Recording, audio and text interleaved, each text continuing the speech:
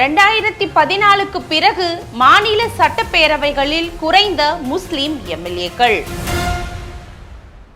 கடந்த 2014ஆம் ஆண்டு மத்தியில பாஜக தலைமையிலான கூட்டணி ஆட்சிக்கு வந்த பிறகு செல்வாக்கு அதிகரிச்சுட்டு வருது. அதை சமாளிக்க முடியாம தேர்தல் அப்போ வேட்பாளர்களை தேர்வு செய்யறப்போ எதிர்கட்சிகள் வேறு வகையான மாற்றங்களை செய்து வராங்க. குறிப்பா மாநில சட்டப்பேரவைகள்ல முஸ்லிம் எம்எல்ஏக்களோட எண்ணிக்கை 2013ஆம் ஆண்டு 339 இருந்துச்சு. ஆனா இப்போ அது 282 குறைஞ்சிருக்கு. உத்தரப்பிரதேசத்துல சுமார் 25% முஸ்லிம்கள் இருக்கிற சட்டப்பேரவையில மொத்த உறுப்பினர்கள் 403. ஆனா இப்போ 31 முஸ்லிம் எம்எல்ஏக்கள் மட்டுமே இருக்கிறாங்க. இதுக்கு முன்னாடி உத்தரப்பிரதேசத்துல 63 முஸ்லிம் எம்எல்ஏக்கள் இருந்திருக்காங்க. இதே போல பீகார்ல 19ல இருந்து 11, ராஜஸ்தான்ல 11ல இருந்து 6 முஸ்லிம் எம்எல்ஏக்களோட எண்ணிக்கை குறைஞ்சிட்டே வருது. அசாம், மேற்கு வங்க மாநிலங்கள்ல 2021 சட்டப்பேரவை தேர்தல்ல முறையே 8 மற்றும் 9 முஸ்லிம் வேட்பாளர்களை பாஜக நிறுத்துச்சு. ஆனா அசாம்ல எல்லா முஸ்லிம் வேட்பாளர்களுமே தோல்வியதா தழுவினாங்க.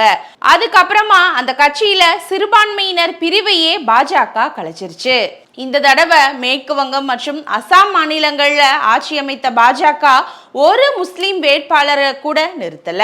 தேசிய அளவுல மணிப்பூரை சேர்ந்த அசப் உத்தின் மற்றும் திரிபுராவை சேர்ந்த தப்சல் உசைன் அப்படின்னு 2 பேர் மட்டுமே பாஜகவுல முஸ்லிம் எம்எல்ஏக்களா இருக்கிறாங்க. முஸ்லிம் எண்ணிக்கைக்கும் மாநில சட்டப்பேரவைகள்ல இருக்கிற அதன் உறுப்பினர்களுக்குமான இடைவெளி மிகவுமே அதிகமா இருக்குது.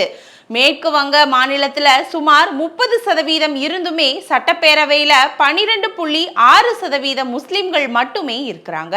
பீகார்ல 17% முஸ்லிம்கள் இருந்துமே சட்டப்பேரவையில 4.5% மட்டுமே இடம்பெற்றிருக்காங்க.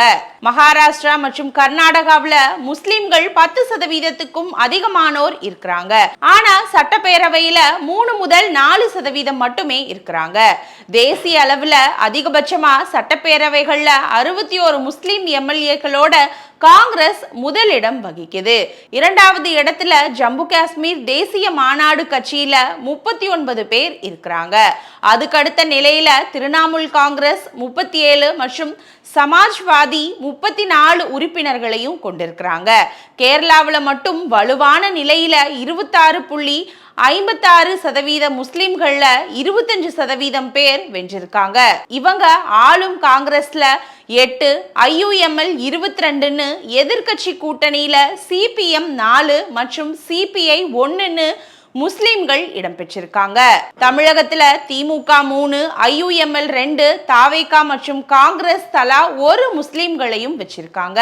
புதுச்சேரியில 6.05% முஸ்லிம்கள் இருந்துமே அவங்கள ஒருத்தர் கூட இடம்பெறல.